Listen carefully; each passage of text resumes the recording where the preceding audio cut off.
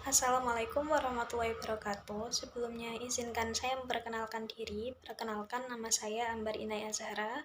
Saya berasal dari Prodi Pendidikan Bahasa Inggris semester 2, Fakultas Keguruan dan Ilmu Pendidikan. Dan pada kesempatan kali ini saya akan menjawab beberapa pertanyaan yang ada pada buku Islam Ahlus Sunnah wal Jamaah An-Nadliyah.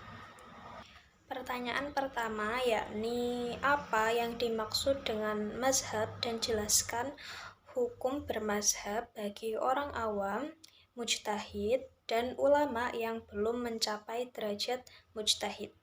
Di sini kita bahas terlebih dahulu apa itu definisi dari mazhab. Secara bahasa, mazhab adalah masdar yang berasal dari akar kata zahaba yang berarti bagus. Sedangkan menurut istilah, mazhab adalah pendapat atau metode seorang ahli fikih yang diikuti oleh para pengikutnya yang menisbatkan diri kepadanya. Al-Jakarshi di dalam bukunya Al-Bahar Al-Muhit ini membagi manusia ke dalam 3 tingkatan, yakni ada tingkatan awam, mujtahid, dan orang yang pandai agama namun belum sampai ke derajat mujtahid. Kita bahas dari hukum orang awam terlebih dahulu. Orang awam bukan hanya orang yang sama sekali tidak mengetahui hukum Allah, namun ia juga orang yang mengetahui sebuah permasalahan dari mujtahid, akan tetapi ia tidak mengetahui dalilnya.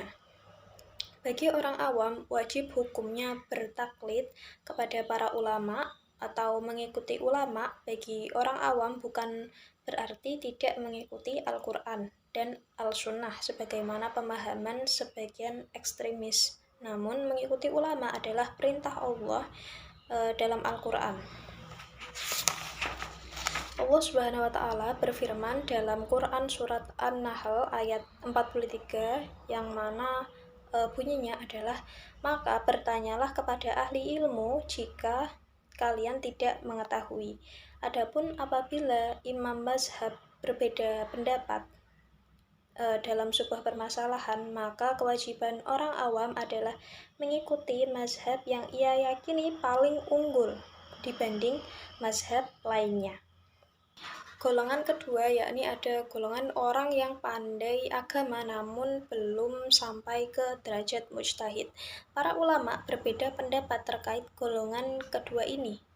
Menurut Ibnu Al-Hajib dan beberapa ulama lainnya, golongan kedua ini sama dengan golongan pertama, yaitu wajib bertaklid sebab ketidakmampuan mereka untuk berijtihad. Yang ketiga ada mujtahid. Adapun bagi mujtahid, maka ia wajib berijtihad dan tidak boleh bertaklid kepada yang mujtahid lain atau kepada mujtahid yang lain, walaupun mujtahid yang diikuti tersebut adalah sahabat. Lanjut ke pertanyaan yang kedua, yakni jelaskan pendapat Mushawwibah tentang kebenaran dalam ijtihad.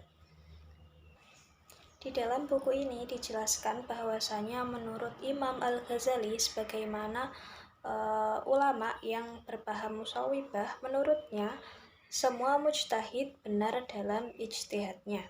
Sebab perintah Allah kepada mujtahid dalam permasalahan yang tidak ada nas qat'i atau penunjukan lafal atas maknanya yang dapat dipastikan bukanlah mengikuti kebenaran, akan tetapi mengikuti perkara yang menurut dugaan mujtahid perkara itu benar.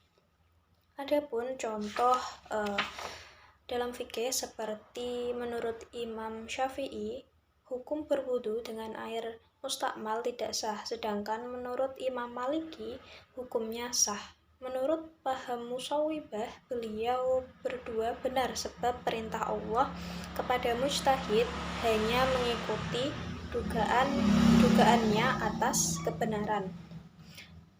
Jadi dari sini kita dapat menyimpulkan bahwa dalam fikih khususnya semua ulama berpendapat bahwa seorang muslim tidak sepatutnya bersikap fanatik terhadap mazhab yang diikutinya dengan menganggap pendapat yang dianutnya pasti benar dan pendapat yang dianut oleh selainnya pasti salah. Pertanyaan selanjutnya yakni apabila terdapat perbedaan pendapat antara imam mazhab, pendapat mana yang harus kita ikuti? Jika terjadi perbedaan pendapat antar imam mazhab, maka pendapat yang kita ikuti adalah pendapat dari mazhab yang kita anut secara konsisten, terutama bagi orang awam yang belum mampu menilai dalil. Dan bagi yang memiliki kemampuan ilmiah termasuk mujtahid atau peneliti, boleh memilih pendapat yang dianggap paling kuat berdasarkan dalil dalam kondisi darurat atau demi kemaslahatan umum. Ulama juga dapat mengambil pendapat dari mazhab lain yang lebih sesuai asalkan tidak bertentangan dengan prinsip syariah. Pertanyaan selanjutnya yakni apa hukum taklid dalam fikih? Taklid adalah mengamalkan sebuah pendapat tanpa mengetahui dalilnya. Taklid dalam permasalahan akidah hukumnya haram. Bahkan sebagian ulama berpendapat imam seorang muqallid atau orang yang bertaklid tidak dapat menolongnya besok di akhirat. Adapun beberapa syarat yang harus diperhatikan oleh seseorang apabila ia ingin taklid dalam bidang fikih. Yang pertama ada mengetahui syarat-syarat imam mazhab dalam masalah yang diikuti. Yang kedua ada tidak berdampak pembatalan keputusan qadhi atau hakim, sebab keputusan qadhi hanya dapat dibatalkan apabila bertentangan dengan nas atau ijma atau qiyas.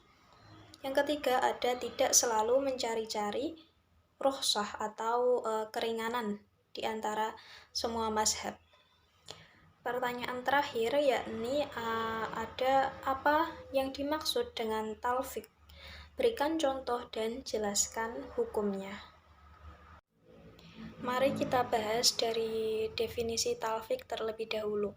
Jadi, talfiq adalah menggabungkan pendapat dari beberapa mazhab fikih dalam satu permasalahan atau dalam beberapa bagian dari satu ibadah atau muamalah yang tidak dianut oleh satu mazhab pun secara utuh. Jadi ada contoh sederhananya seperti wudhu dan sholat.